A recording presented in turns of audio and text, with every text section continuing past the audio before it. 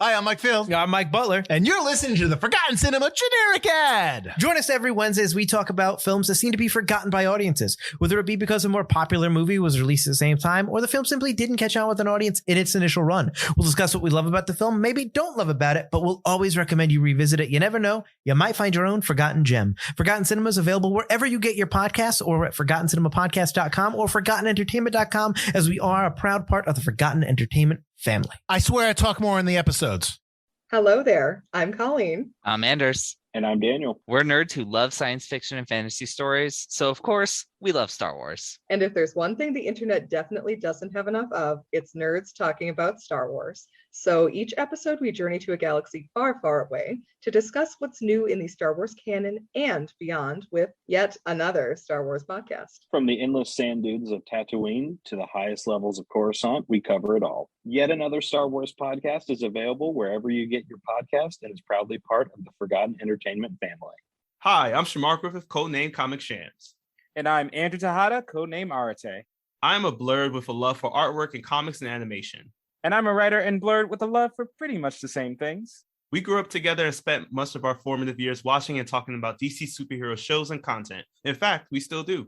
Every episode, we will discuss a DC production, compare it to its original source material, and share our thoughts on the adaptation.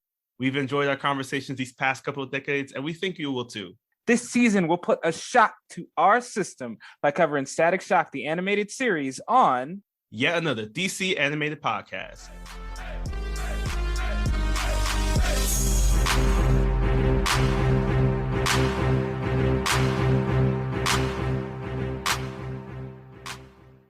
Welcome to yet another episode of yet another DC animated podcast. My name is Shamar Griffith, codename Comic Shams. And I am Andrew Tejada, codename Arate. Andrew and I have known each other since 1996. That was when the official lithograph for Lady Octopus was released in stores. What a lithograph is, that's your vocabulary word for this week, guys. I just know Lady. Is that the screen image that they use in the old school animation? Sure, yeah, let's go with that. I'd like to thank The Simpsons for either giving me the knowledge to say that, or basically just getting that completely wrong. Either way. There was an octopus lady in 1996. That's the goal here. That's what we're trying to say. Oh, okay. Here I am focusing on the wrong point. I don't read the instructions. But we are talking about an octopus lady, I'm assuming, because our first episode deals with someone who looks like an octopus lady, but he's a dude. And also our second episode also deals with the aquatic nature that octopi live in. Exactly. It's a 2-for-1 special today. Oh, snap. That is right, because today we are talking about Static Shock Season 4, episodes 10 and 11. We have our first episode called Linked, and then followed up with our next episode, Wet and Wild. This sounds like the name you should probably warn parents to not let their kids listen to this one. Is that also a theme park? I could have sworn Wet and Wild was a theme park at some point. Sure, actually, let's go with that. Wet and Wild was a theme park at some point.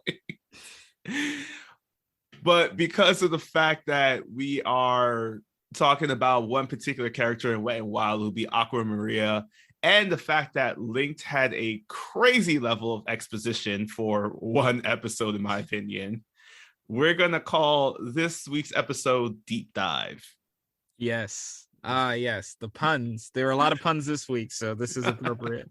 Yes, and this week we have our main cast of Static. They are all backs, plus special guest stars. At one point, this man was the boss of Edward Nygma, aka the Riddler in Batman Forever. That's the Batman without the bat nipples.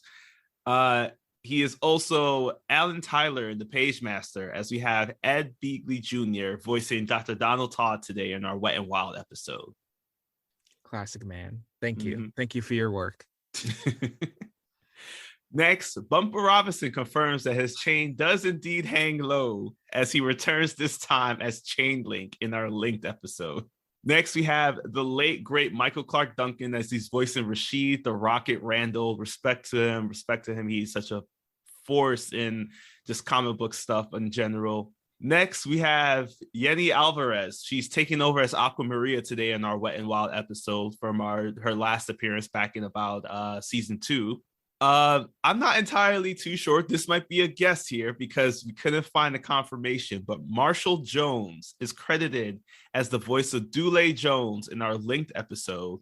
But after doing some digging, I found that Marshall Jones might actually be John Marshall Jones. He is the voice that you hear in the Pizza Hut commercials, but more importantly, the father from Smart Guy.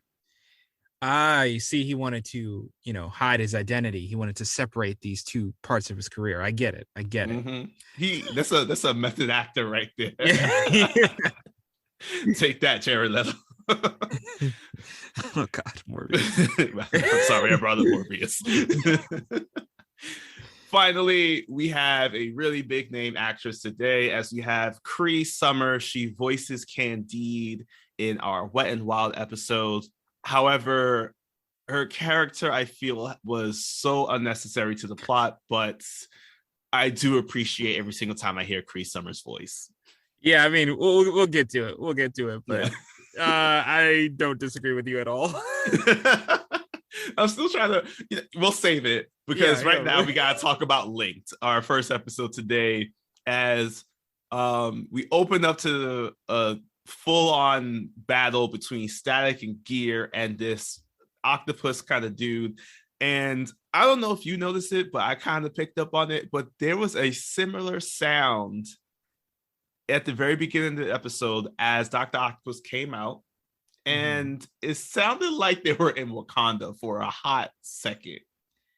Maybe that's where he got it. Maybe his maybe that fence was made out of vibranium. It makes sense when we talk about the rest of the episode, actually. Yeah, it's like, normally I would make a joke like he's the bootleg Doc Ock, but he uses his 8 metal limbs so well that I'm gonna put respect on his name. I'm gonna actually call him Chain Link for once. I'm gonna respect the villain name for once, because not only can he manipulate these 8 arms, but he can also absorb metal and use it to grow stronger, which seems ridiculously OP. like how do you stop that? I think he also absorbed energy too. Like, there was definitely many times where he touched like a light bulb or something like that. And either way, he really truly is OP. And he shows that he is because he quickly takes out Static and Gear. He throws them against billboards, against walls.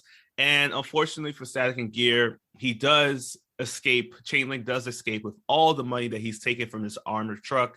As Static and Gear get back up, they're thinking maybe we should chase after this guy, but apparently they have better things to do than chase down the criminal who just stole from an armored truck and maybe caused harm. They probably said they got insurance, at least they were transporting the money above ground this time. But yeah, Richie and Virgil are busy because they have to go to this big football event that is probably in the same arena that Victor played high school football in, because it's pretty huge. Yeah. And yeah, apparently Virgil has yet another VIP sports invite, because he just always gets these somehow. And it's revealed that's because of 2 reasons. One, Robert Hawkins used to be a football player known as The Streak. Talk to Iris about stealing that name, Iris West Allen. And also Sharon has previously counseled a football player named Dule, but the way they talk, it seemed like she was doing a little more than counseling. I don't know about you. Oh no, yeah. There was Dule Jones. I had to write down his name in case we had to talk to a bad man about this, because I didn't like it. But we are at this charity event happening. They're grabbing some dinner. Everybody's dressed up in their finest threads and the tuxedos and cocktail dresses and whatnot. And Rocket Rashid, he introduces Dule Jones as this year's #1 draft pick. And this is when we get a chance to find out that, Robert Hawkins played football, and Dulé was also somebody that was getting counseled. And then Dulé starts really kind of putting it on heavy with Sharon, and he offers to give her a ride in his Humvee.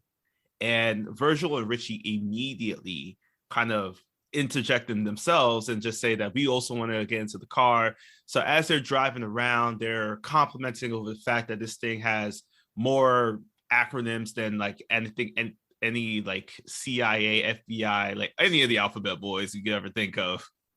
And I'm telling you, sorry, I just gotta say, living in our current gas prices now, looking at that vehicle, that monster they were in, that mileage is scary. I know Dulé got money because damn, that thing was huge. Word. It was like one of those Hummer stretch limos that you only see like once in a while now. That thing was a tank. Unfortunately, though, it didn't protect them very much as Chain Link appears and he starts attacking them, specifically Dulé. And Virgil and Richie, they take this as an opportunity when they're all out of the car to run off to change into their suits. But it seems like Chain Link is just more concerned with trying to take out Dulé. So Static and Gear arrive and they're fighting against Chain Link. They're able to just take, like, at least distract him for 2 or 3 seconds. Unfortunately, once again, Chain Link is so OP that he takes them and throws them into the side of the cliff as Dulé gets back into his car and drives off, leaving Sharon behind. Yeah, he's not the best. You know who wouldn't do that? Rubber Band Man. Oh no, he'd stay there and fight. He would take out all 8 arms.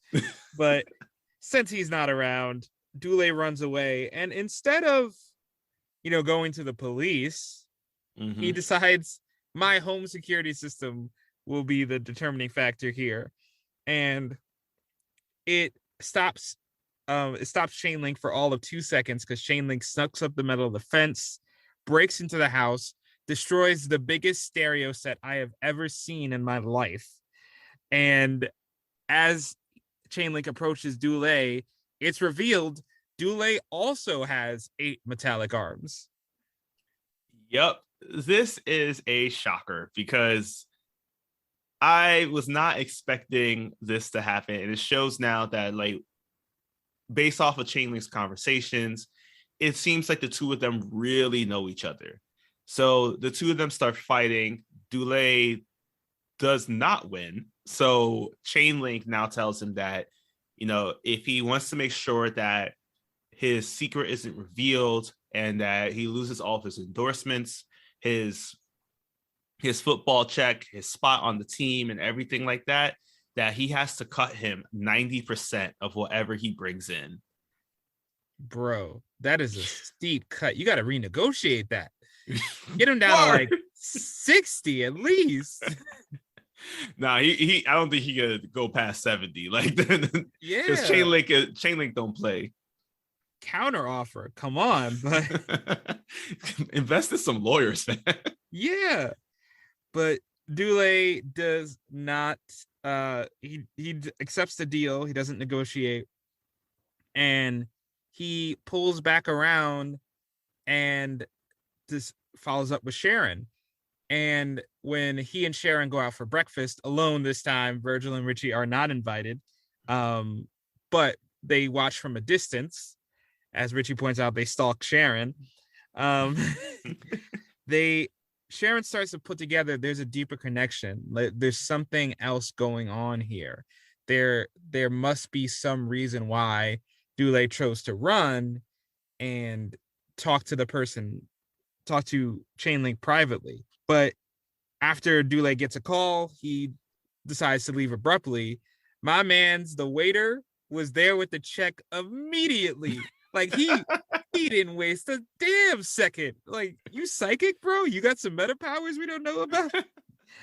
But in any case, the breakfast is over because Dulé has to meet Chain Link up in Ace Chemicals. That has to be Ace Chemicals. It has to. I'm so glad you said it because I was just like, why does this place look exactly like Ace Chemicals? If not, it's the same place where Toy Man had kidnapped Daisy. I also don't know why this place is still in commission. So anyway, as they are talking, Dulé and Chainlink, this is when Static and Gear, they have followed him and they start overhearing the conversation. They realize that Dulé also has these mechanical arms just like Chainlink. And much to their shock, they're thinking, wow, I can't believe that Dulé is a bang baby. So they decide to jump into the fight because they figured that, they just want to protect Dulé at this point. And it's clear now that Dulé, again, is just trying to murk Chainlink at this point. Yes. Because you see, as the two of them are talking, Dulé starts sending one of his mechanical arms towards Chainlink so that he can carry him over to the vat of acid next to them and drop him in there so that he doesn't have to pay his 90%.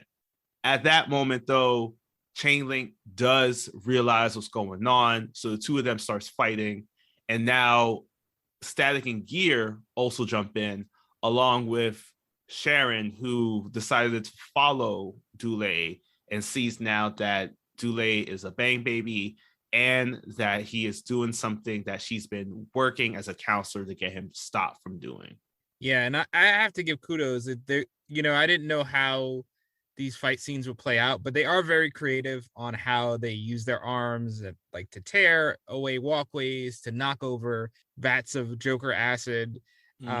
It's very fun to see them go back and forth. And in the middle of this fray, Sharon almost falls into the acid and becomes the next Harley Quinn. But luckily, Static is there, saves his sister, and acid melts the floor in the middle. I don't know how this worked. This was confusing. At one point, they knock over a vat of acid, and it seems to be headed towards Chainlink, but somehow the acid only melts the floor around Chainlink and not Chainlink himself. Was this him using his powers somehow? Nope. This was the all-powerful skill of the plot needed to be longer. It was weird, but the end result is he falls into the water and is washed away. And now Sharon once gets in his face. And two funny things I know I'm not supposed to be laughing at, but I couldn't help in a row. One was when Dulé was like, "You thought I wasn't gangbanging anymore." Like that line. Come on now.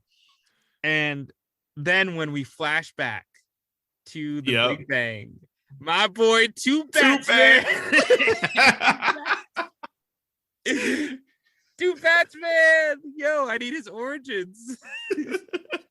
Yeah, I need to know if he made it in like how I need at least 3 movies and like a sequel series all about Two Bats, man. Because to see him legit waving them around, I was like, he has some skill. There is a backstory there. Yes, handling Two Bats. I guarantee you it's going to be better than Morbius. Let's go.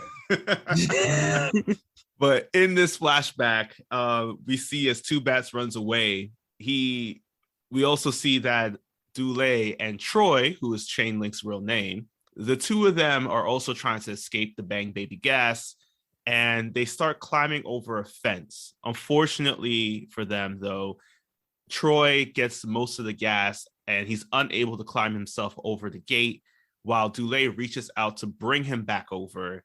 But because of the fact that he was close enough to the gas, he also passes out, as we see kind of like what we mentioned in our Tarmac episode, that the gate starts to form around them. And because Troy was in the gas for so long, the metal of the gate actually connected to his body to a point where he can't hide it the same way that Dulé can.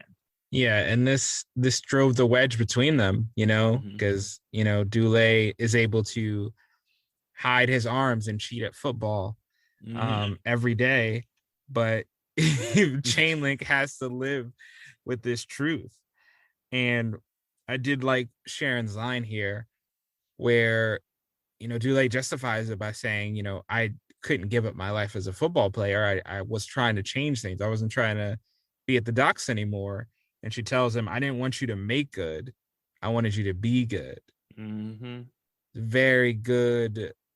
Sharon always dispenses that wisdom, and it really makes Dule pause and think about his actions.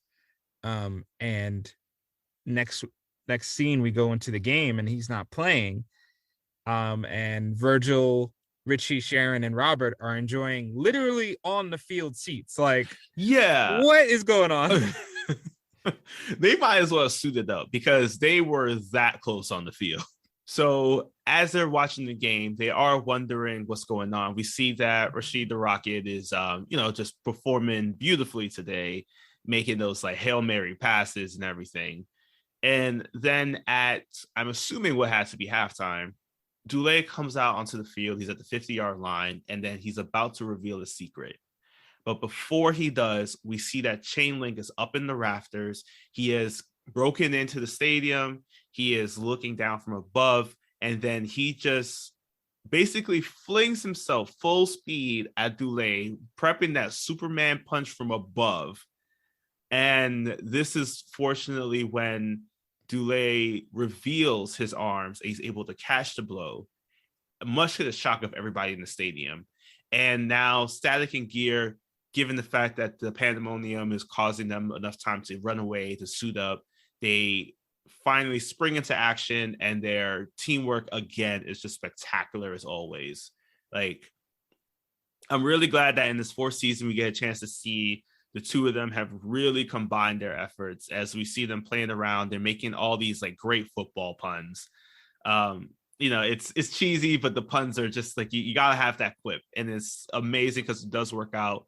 Unfortunately, though, Chain Link still seems to be a bit too strong, even when they drop like basically all the metal on him. And this is when they show that it finally clicks for our heroes that he can absorb metal, and this is just enough of a power boost to take out Static and Gear, leaving the only heroes left to help take down Chain Link, and that is the football players who were on the field. Yes. After witnessing Virgil's shocking scene of destruction for this week, they could bear it no longer. They had to get out there. Screw the hoop squad. The football team is where it's at. Because they charge at Chain Link. And these animators, man, I gotta give credit to my roommate Dina for pointing this out. But if you look at when the football team rushes forward to attack Chain Link, one of them actually runs into the stands. Like he runs the other way and escapes because he's like, nah, bro, I ain't doing this. Such a little fun detail. And the football team rushes in the action to see what they can do, throwing footballs, while clearly this is all happening to a bootleg version of the NFL theme. Y'all ain't slick. I know that was the NFL theme. Y'all did not pay for that. Y'all just made it different enough to get away with it. Y'all ain't slick. Y'all sold the Star Wars theme 2 episodes ago. Like, come on now. They're like, we're not going to get into any legal issues. We have 2 episodes left. What are they going to do? Fire us? And the fighting continues. They have dropped everything on top of Chain Link, including as we mentioned, our shocking scene destruction. I'm pretty sure it's one of the TV screens, the giant ass projector TV screens on Chain Link. And just when they think that they finally got him down, Chain Link busts out through all the wreckage and grabs Static's foot, but then Dule runs through with an amazing right side tackle to finally put down Chain Link as he ties up his arms. And now the crowd is cheering. And this time around, Dule is finally proud because he finally got cheers without cheating. I'm not even going to say any quarterback names because I don't want to get people mad at me where that would apply to. So I'll leave that joke on the cutting room floor. I won't be a bad patriot. Oops.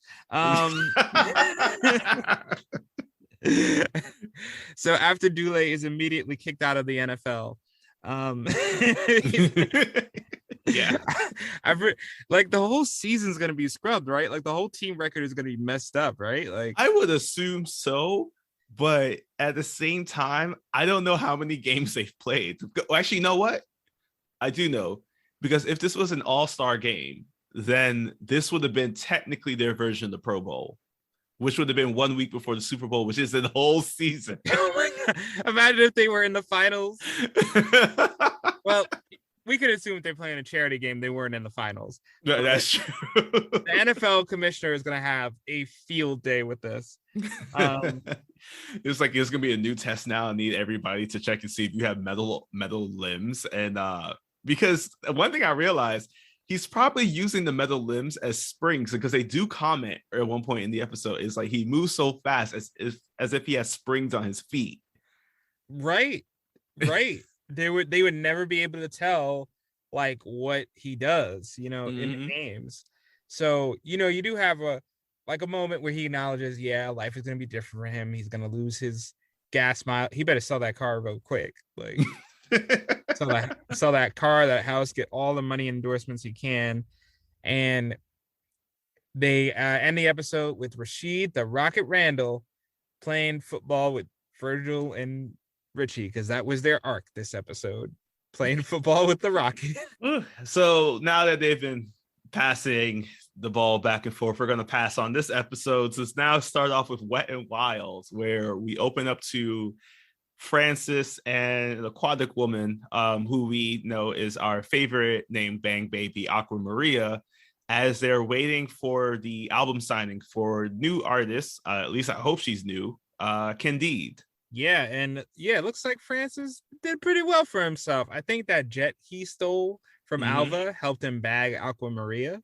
I was thinking the same thing too, because it's like, unless also I was wondering, did he sell it? Is that why but then probably not, because he's still trying to steal for money. Right. Covert operations. Also, you probably ran out of fuel like the first day. Maybe that was the thing. Alva was like, it'll get him to the mainland, but he'll immediately run out of fuel. Him and Dule are fighting over the gas tank. Yeah. He keeps trying to steal fuel, but he keeps blowing it up. Yeah. I think this is what happened off screen. So yeah, they want to steal some money from this Candide gig, which Daisy and Virgil happen to be at, again, and looks like Virgil's, he's trying to get in there too. Like, Virgil, I respected the B2K, you could go on to her with the music store. Right. You're getting there. And we get two very odd things happening at once here. First, Daisy mentions that she's about to do the swim meet, and Richie is like, 20 girls in swimsuits, count me in. So I'm like, okay, this is going to be one of those Richie asshole episodes. So you have that, and then you also have the return of record executive Bernie Rast. Yeah, I love this scene because it was on site. As soon as Virgil, Richie, and Daisy saw Bernie Raz, they immediately start trash talking him. They're like, he's a terrible producer, terrible record executive. He's a sleazeball, all to Candide, who is just sitting there having to realize that she cut a bad deal because she's working with Bernie Raz. And honestly, Bernie's trying to defend himself because his good name is being besmirched, but it's not enough time for him to truly react, because at that moment, Aqua Maria and Francis have jumped in on the scene. They are causing a bunch of destruction as Francis is throwing fireballs around. Aqua Maria is commanding for everybody to give her the money and everything. And my favorite part about this is that Candide has no idea what's happening. She goes to talk to Bernie Raz and is like, is this the kind of thing that happens constantly? And when he says yes, she kind of makes it seem like she's going to spring into action. And I was waiting for it. But all we saw was Static and Gear just take on Aqua Maria and Francis, while Daisy is just left confused. Yeah, I thought it was very odd, because I thought that's what it was leading to, like the reveal she was a metahuman and like she was going to dive into the battle.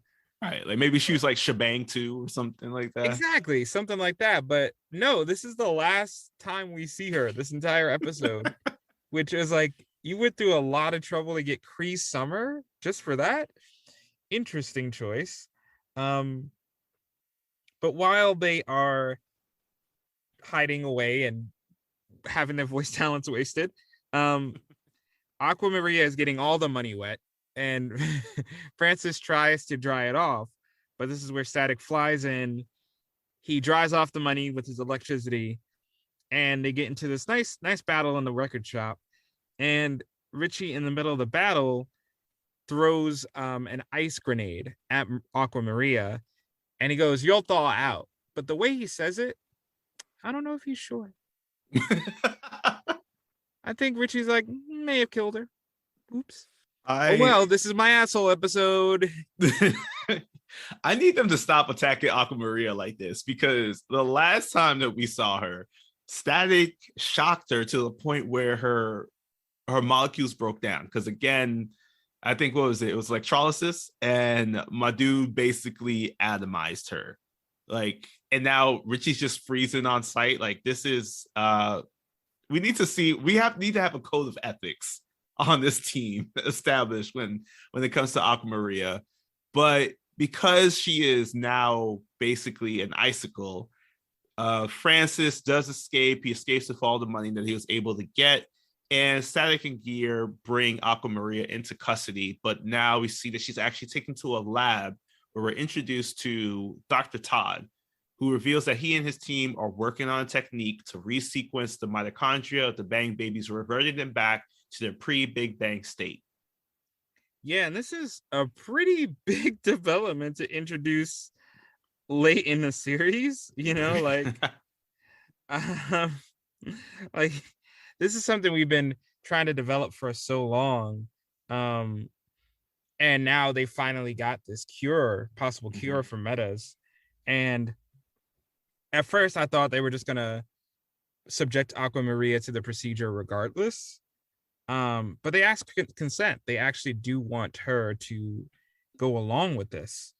And, Aqua Maria asked a valid question. Why should they trust them? What ultimately convinces her is that, they remind her, look, you could be with your family again. You could go out in the world and not have to worry and be a criminal, because she really hasn't committed that many crimes in relation to her peers. So she says, you know what, I'll give this a shot. So she decides to it's public news that Aqua Maria is going to be the first test subject.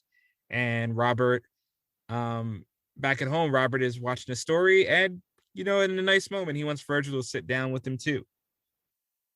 Yeah, that empty nest syndrome is kicking in hard in these last episodes here, because he comments that Sharon is at school, and as they're listening to the report, I do want to point out, it does seem like Virgil does seem a little upset about it. Like, I don't know if maybe it might have just been like, maybe he's just contemplating the fact that how everything led to this moment, or if he was a little upset about the fact that the cure was being made in this particular way.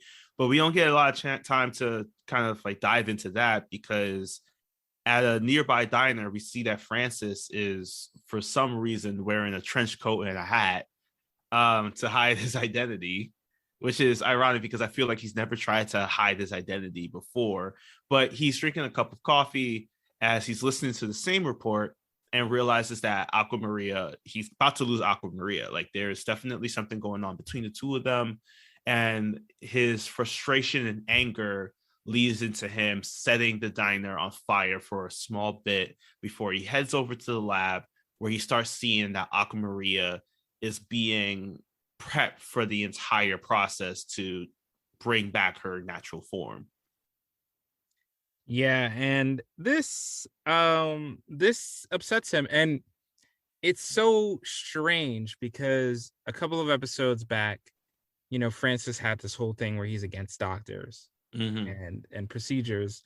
So I think the implication here is that he didn't want this to happen because of his own reservations and own mistrust of doctors. That's never explored in this episode, never said, and he gives a completely different reason later. But at first I thought that's what they were trying to do with it. I'm gonna just keep that as my own headcanon, because I think that's a better motivation for what he does next, which is he fries a wire, a crucial wire, and during the process, Aquamaria completely destabilizes and goes down the drain. And fortunately, she's able to kind of keep herself together. And she's unable to separate from the water completely. So when Francis finds her in a fountain, she can't get back to even the previous semi-solid form she had. And all she wants to do is get the scientists together and do the experiment again. And Gear and Static, they arrive at the scene of the hospital to see everything that's going on. And they quickly deduce that Francis might have been responsible. So they decide to just wait a bit to see if maybe they can figure out where they could have gone, because at the moment Aquamaria hasn't shown up. But now we see by the next morning, it seems like she is just on the rampage, as we see first that one of the doctors, he's watering his plants at home, and then Aquamaria starts messing around with the water supply and uses it to attack him and then kidnap him. Then somehow, again, back at the lab, Francis drops in and he helps to kidnap another doctor that Aquamaria takes down into the drain that was near them. Again, I have no idea why this drain was so huge that she was able to carry a full connected human being down it. Yeah, I don't know. Maybe it's because of all the nuclear plants that they have. Oh, yeah, So they're just burning through everything. And then it's definitely causing a strain on how Francis likes to operate, because, as we've seen throughout the show, he doesn't like to be ordered around. But now we're at the swim meet at Dakota High. Virgil and Richie are watching as Daisy's competing. And for some reason, Richie brought binoculars. Look, I'm telling you, in these asshole Richie episodes, you just got to roll with whatever he's doing, because he just needs to. He's just there to push the plot along in the worst way. Mm-hmm. But yes, so he, as the binoculars zoom in on Daisy, it's weird. It's really, really weird, man. Daisy and another swim meet person. It's revealed that the lead doctor from before, the friend Daisy's talking to, is her father. And Aquamaria comes into the swim meet. Of course, she's all powerful because there's an entire pool of water to work with. Looks like an Olympic-sized pool too. Yeah, I mean, I have no idea where the funding from Dakota is coming from. They put all their money in sports. It must be all these insurance payouts from their regular destruction of infrastructure.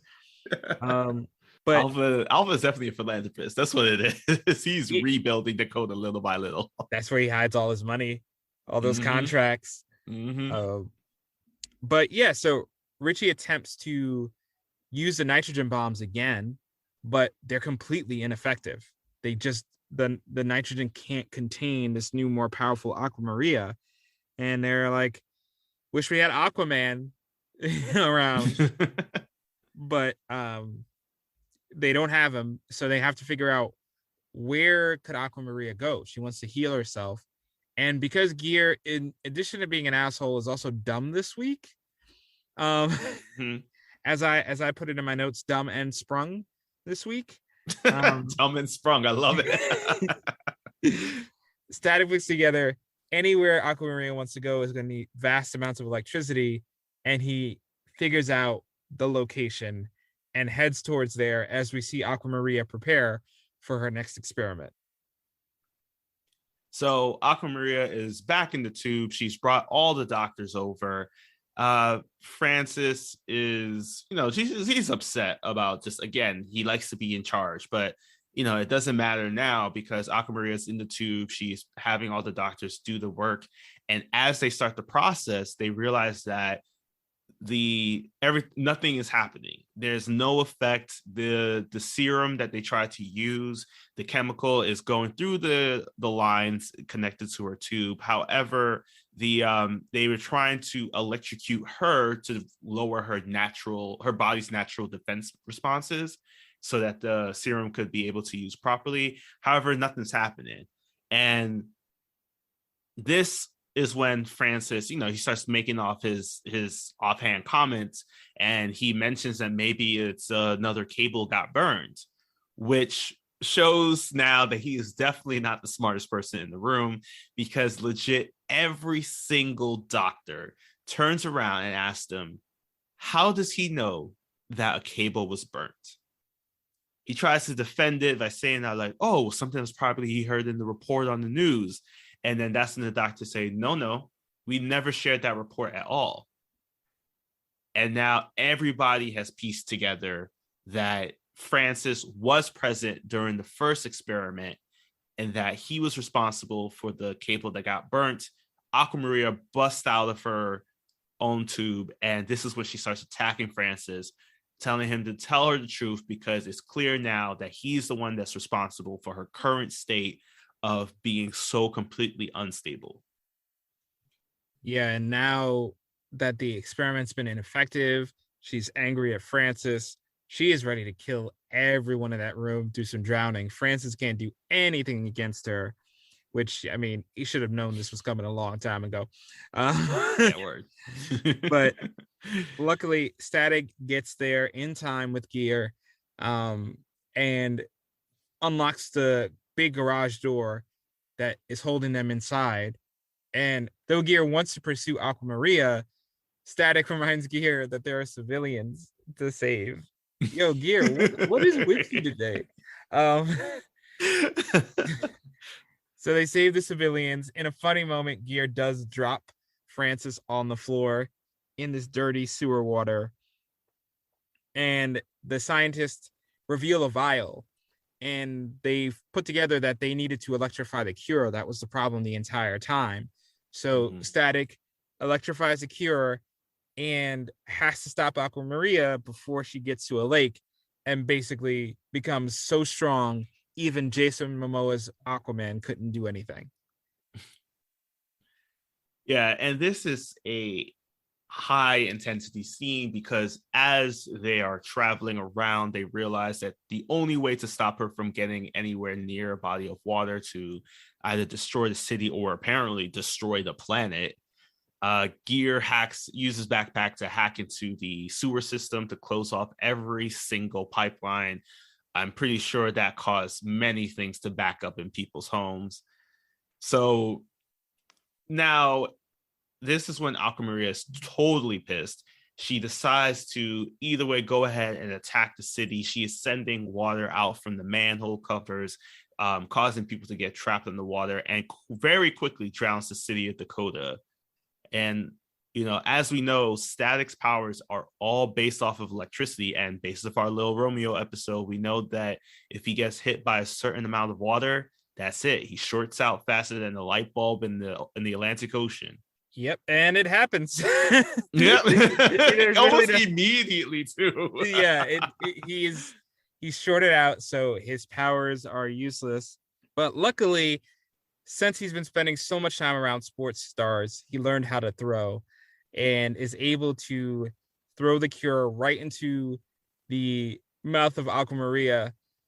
I wondered if it mattered where he threw it at all, like since she was all the water, like if he could have just dropped it and it would have been just as effective. Yeah, right.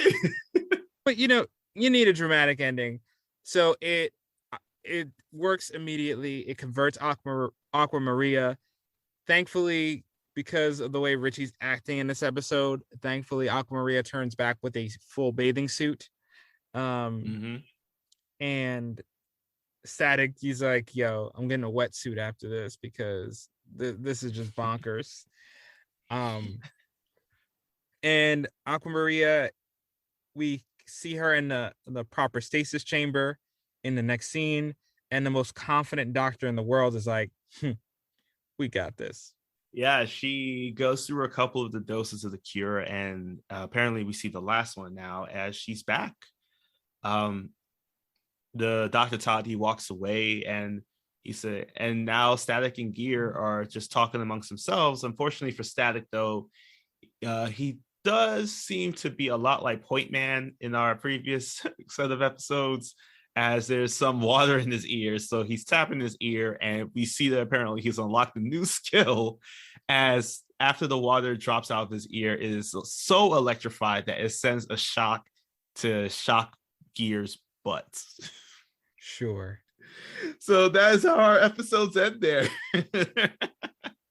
So if you had to rate your episodes, which one's your best episode, and which one would you say basically made you fall into the depths of the ocean like Sonic? Just drowning. You can't get out.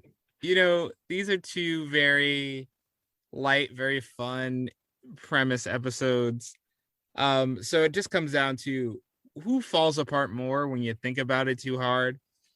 And I think Wet and Wild comes out just ahead, just in a little couple waves, because Wet and Wild is not a watertight story, but but they do try to do something very emotional with Aquamaria. They gave her a legitimate arc. Her spiral makes a lot of sense. She's very sympathetic in the fact that she hasn't done a lot of crime before. I do wish both these episodes have problems, but here with development, and I really do wish we would have gotten more of the Francis Hospital Aquamaria connection, so we could have had something a little bit more emotional for him too than just him selfishly sabotaging the experiment for his own sake. So I wish they kind of blended a little bit more of that in, and I think it would have been a much stronger story if they had. But Richie being an asshole is just, again, I don't know why they do this sometimes, but it felt really random and unnecessary. But overall, I do think it was a stronger emotional arc. And with Linked, a lot of great, interesting ideas with Dulé and sports and cheating and all that. But as you said at the top, there is so much backstory and exposition with these characters. I didn't really understand why we had to mention Robert being a football player, but also Sharon counseling this dude. I feel like one would have been enough. And I feel like we rushed to the end of it very quickly, where Dulé has this hero moment.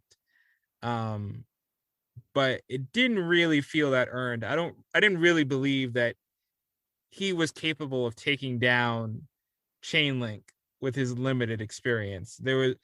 If he had a different skill set, maybe with that, something he could do with the arms that was different, maybe he could shoot one off, or I don't know. But it felt like there were a lot of good ideas, but it just didn't come together quite as well as I think they wanted it to. And another sports episode, damn it, like, please stop. Where are you on these?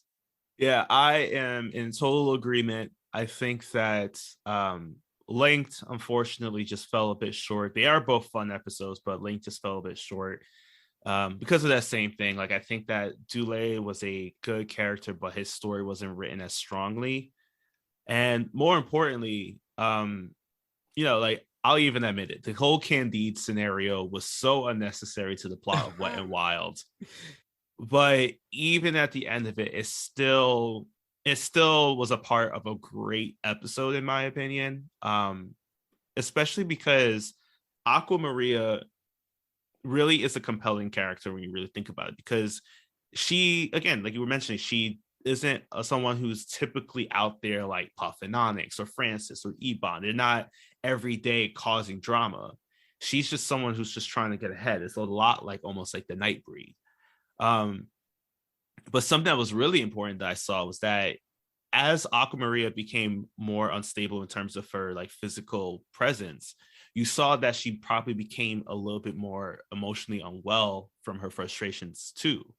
And it kind of ties back to what we're talking about with the Big Bang and how the Bang Baby gas has affected the mental state for some of these characters.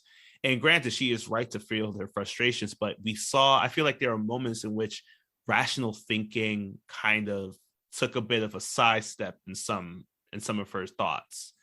So, and that was like mainly when she started becoming more and more one with the water that she was connected to the point where she was ready to drown Dakota and everything. So Wet and Wild definitely is the better episode in my opinion, especially because it did include this one thing about the cure. Like, this is something that we have been working towards for seasons now. Like, we saw the closest was probably with Edwin Alva Jr., where he was able to revert back to his own state after the whole Omnifarious scenario. So seeing that we have something in the hands of the community that could help them like solve the scenario for so many individuals, after it was a topic of conversation for the Nightbreed, after back in season 1 we had Destruct, the guy who was basically the living ball of energy that got turned by Ebon because he tricked him into saying that, like, nobody really wants to help you. I'm the only person that's going to help you out because no one's going to want to take care of this monster. Now we have an actual thing that somebody can use to help people, and this cure is going to be changing the lives of so many people. So Wet and Wild introduced so much, but I feel like the story ebbed and flowed a lot better than Linked. Yeah, there we go. Yeah. All right, so those were our 2 episodes, and as promised, we do have a comic book character that we were going to do a bit of a deep dive on, and that is Aqua Maria. She is an original Milestone creation, y'all. That's what I like to hear. Mm-hmm. So Aqua Maria was created by Crisscross, not the rap duo. There is there is a writer and comic book writer and artist by the name of Crisscross. He's actually doing a lot of work right now on the current Milestone Returns story arcs. So Crisscross and Ivan Velez Jr., they first introduced Aqua Maria's character back in Blood Syndicate number 6. Much like the other characters in Blood Syndicate, she is a member of a gang as well. So Aqua Maria is a former gang member. She was a part of the Sociedad de la Cruz gang, or Society of the Cross gang. So she was present during the Big Bang Gang battle that happened during all the events that led to everybody becoming a Bang Baby. But much like what happened with Dule, what happened to Troy, what happened to Charles Bell with becoming Tarmac, she jumped into the nearest thing that she could find, which was a body of water. And because of the fact that she was still infected by the gas, her body changed to adopt the properties of that water, giving her aquatic-like abilities. So now she's just like in the show. She's in this perpetual liquid state. And as she tries to head on home, unfortunately, her aunt kicks her out of the house because she does not want a freak living amongst her. So the only thing that she can do is go back to the same body of water where she transformed. And unfortunately, her English wasn't strong, and her insecurity about it being weak led her to stay silent even when she was trying to reach out for help from other people. So no one really even knew that Aqua Maria, who was also named Maria, was just living in struggle and torment in the water in this way. She does come up though prior to the events of Shadow War, in order to help the Blood Syndicate gang, the group of like anti-heroes in the Blood Syndicate series, to help save them, because at that moment she overhears 2 groups, the Shadow Cabinet and the Star Chamber. These were groups of like heroes and anti-heroes and some villains that felt like the Blood Syndicate, even though they were doing the right thing, they felt like they were doing the right things in wrong ways. And Shadow Cabinet had people like Icon, and Star Chamber had people like Rocket. So you know that they have their own mentality of what's right and wrong from their own perspective. Aqua Maria overheard this plan to take out the Blood Syndicate, who she saw again was doing some already great work and had earned her respect. So when the Shadow Cabinet and Star Chamber decided to attack the Blood Syndicate, she produced a giant wave that took them out and gave Blood Syndicate a chance to just win that day. So this is when she decides to meet with the leader of the Blood Syndicate, whose name is Wise Sun, and along with just being able to connect with her and really talk with her about what she was experiencing, what she was going through, they decided to offer her a spot on the Blood Syndicate. And since then, she's been on the team ever since, until the point when Milestone unfortunately stopped making comics about 97, 98. Damn, she has a rich history. Yeah. And the thing I love about it is like her version in the comics is very similar to her television counterpart. She's just another kid caught up in a bad situation, and her comic story actually shows a lot of how she likes to help out her friends, which does kind of translate here in the show as well, because the fact that she decided to take the cure is very much something she probably would have done if it happened, if it was something that was offered to her in the comics as well. So, and even just the skill set, her being able to create the tsunamis and everything, it just was basically pulled from the pages of the comic, put in the show, given life, given voice. And I think they did such a great job with Aquamaria's character in this show, even though we only got basically 2 episodes of her. But in this Wet and Wild episode, she really shows how much she is, much like her comic counterpart. Yeah, definitely. You definitely got a good sense of who she was, what she was about. And it made sense that she wanted to take the cure. Like, she's one of those people whose powers absolutely suck. Like, living with them full time, she just wants to be solid, very Sandman-esque, or maybe more close to Hydro Man in that case. But yeah, I got it. I got, like, she had an edge, but she wanted to be something better. And I think that was a cool thing to explore and make her memorable. Yeah, and that's really why I'm very excited that we have these Milestone comics coming back out, because it does give this different point of view, especially with Blood Syndicate coming out in May of 2022. I'm not sure yet if there are plans to bring her into that series, but I would be shocked if they didn't, just because she's one of the few Latina characters in the series as far as I can remember, but she, or at least like someone who is present and has lines and dialogue and is able to really manipulate the story the way that she did, not only in the original comics but also in this episode. So very much looking forward to hopefully her return, because they are planning on bringing back every single one of them, and just in time too, because we're coming up to the last episodes of Static Shock.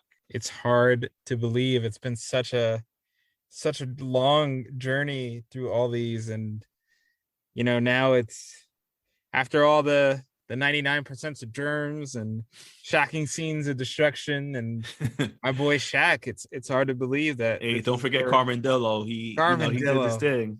Never forget. But yeah, so we got our last 2 episodes, the finale of Static Shock, coming up in our next episode, and this is going to be a wild one because we're going to have so many reveals. We're going to see the trajectory of the show. We're going to explain why these are the last episodes of Static Shock, and but until we talk about them, just watch these shows, watch them a couple more times, really enjoy them, listen to the messages that they've been trying to put in these 52 total episodes that they produced. But until that episode comes, take care of yourselves, and remember that don't be like Dule Jones. Don't lie to your counselors about not gang banging. Like, if you're doing it, don't just make good, be good. Well said. And if your record executive decides to take you to Dakota for a record signing, do like Candy and leave the episode and never come back. Do it quickly. Don't lose your money.